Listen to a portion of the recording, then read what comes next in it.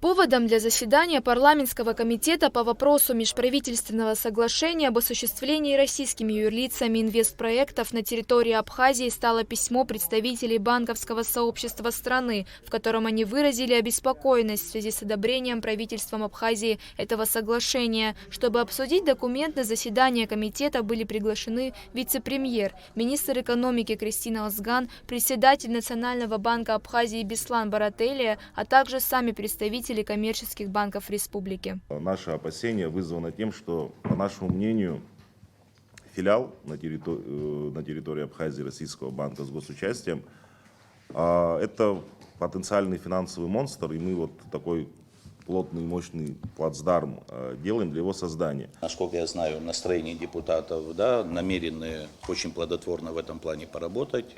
Мы постараемся учесть все ваши обоснованные доводы, по крайней мере, это все обсудим. Прорабатывая межправсоглашение об осуществлении инвестпроектов российскими юрлицами, Банк Абхазии преследовал интересы банковской системы, отметил председатель Национального банка Беслан Барателия. Он подчеркнул, что в Абхазии, согласно первому документу, могли создаваться филиалы российских банков, что могло привести к дополнительной конкуренции, и могли пострадать банки республики. Поэтому в проект соглашения были внесены изменения. Общаясь со многими представителями коммерческих банков, что надо тоже отметить, рассказывая о том, что там предлагается, разрабатывая схему, мы предложили такую версию.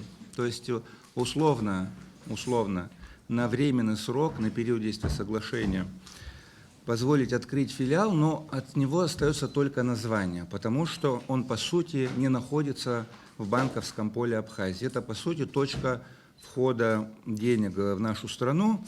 Этот условный, в кавычках назовем, филиал не имеет права иметь счета в коммерческих банках Абхазии и наоборот, не имеет права обслуживать ни юрлиц, ни физлиц, ни контрагентов и инвестора, а только имеет право открыть временный счет для инвестора на период стройки. И с момента запуска инвестпроекта, даже не дожидаясь прибыли, инвестор обязан закрыть счет в этом филиале и открыть счет в одном из коммерческих банков.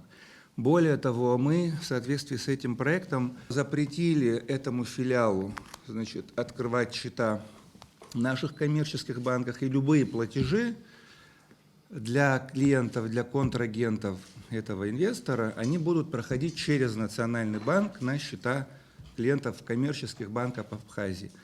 По сути, деньги, которые поступают в филиал, они находятся в российском банке, потому что это филиал российский банк. Можно по-другому сказать, что они еще в Абхазию не пришли.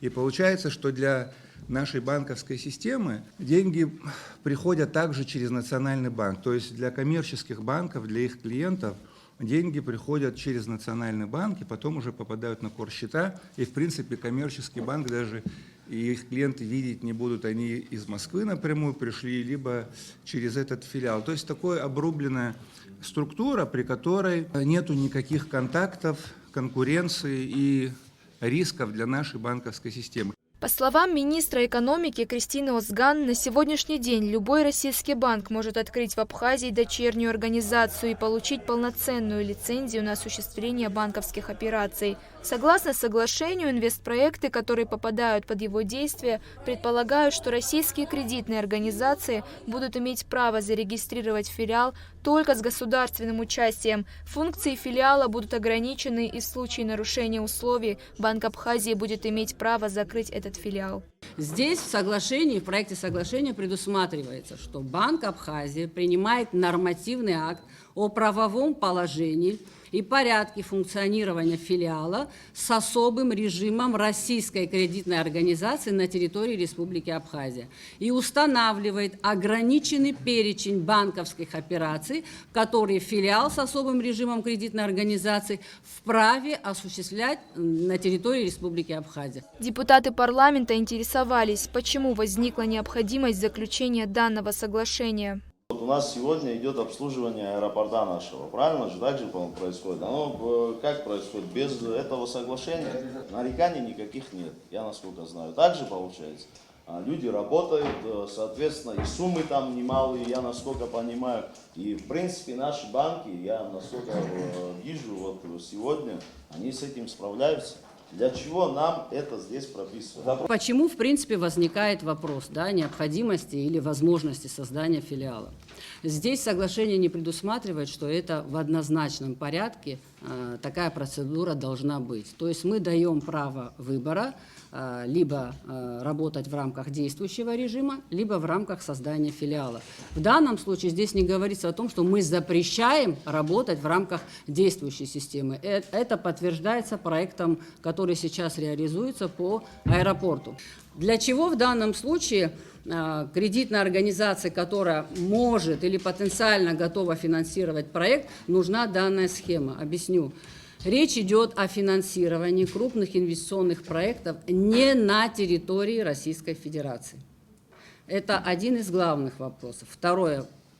По, значит, установленным нормам и правилам привлечение заемных средств на получение кредитного портфеля в рамках реализации конкретного проекта определяется на условиях 30/70, где 30% это порог, который должен обеспечить в рамках софинансирования инвестор, и 70% это, соответственно, да, кредит.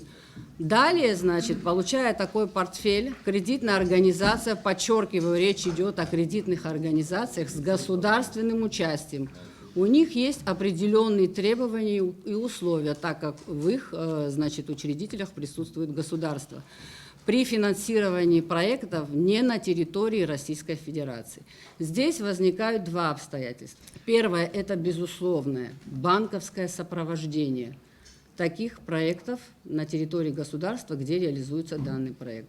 Чтобы обеспечить банковское сопровождение, должны обеспечиваться следующие условия. Заключается договор банковского сопровождения, по которому банк наделяет определенными обязательствами контролировать процесс движения денег абсолютно от начала реализации проекта до ввода в эксплуатацию объекта. Эта форма вытекает, в принципе, из международной практики и включает в себя следующее. Первое – это мониторинг расчетов с использованием отдельных счетов, включенных в периметр банковского сопровождения на следующих этапах. Заказчик, исполнитель 1, исполнитель 2 и последующие исполнители. То есть вся цепочка участников процесса прослеживается банком в целях сохранения контроля за движением денежных средств. Соответственно, это дает возможность банку, который предоставил кредит, сократить риски или практически исключить нецелевого использования средств до ввода объекта в эксплуатацию. Итоги заседания подвел председатель парламентского комитета по бюджету, кредитным организациям, налогам и финансам Беслан Халваш. И если возвращаясь к тому вопросу, что мы на этих инвесторах, на банковских услугах, банковская система хочет заработать денег, вы их заработаете, потому что все расчеты будут производиться вами, уважаемые коллеги. Все контрагенты это ваши клиенты, через ваши счета, через ваши банки все эти суммы будут проходить. И я думаю, что возможность заработать на комиссии, на каких-то других услугах банковских, вам будет предоставлена такая возможность. И я как понял, в этом соглашении именно в сфере банковского регулирования ничего, конкурентов вам создавать никто не собирается, ваши счета и контрагентов никто забирать не собирается. Тот филиал, который открывается, он не будет оказывать банковские услуги никому. Беслан Халваш также подчеркнул, что парламент республики открыт для обсуждения и прояснения любых вопросов. Ульяна Рожкова, Камила Джопуа, Абхазское телевидение.